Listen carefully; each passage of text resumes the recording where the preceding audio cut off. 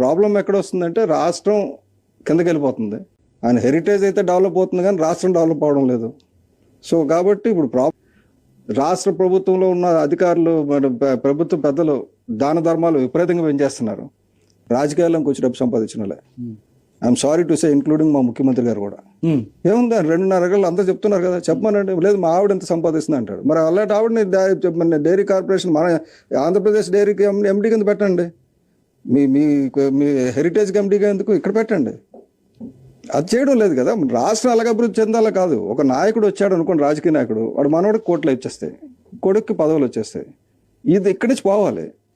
విశాఖపట్నంలో real estate బాగుంది, ఒక 1000 ఎకరాలు ఇక్కడ ఇచ్చేద్దాం, 300 ఎకరాలు అక్కడ ఇచ్చేద్దాం, తుర్లవాడలో 300 ఎకరాలు ఇచ్చేద్దాం, సింహాచలం కొండను అమ్మేద్దాం.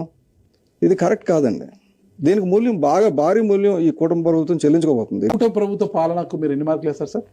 అన్నిటికీ కలిపి మార్కులు వేయలేమండి. కొన్ని విషయాలు చాలా దౌర్జన్యం. లా అండ్ ఆర్డర్ బాగాలేదు, అది ఎవరైనా చెప్తారు.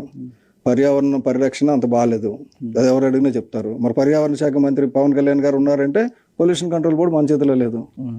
So law and order Chandrababu Naidu గారి చేతిలో ఉంటుంది.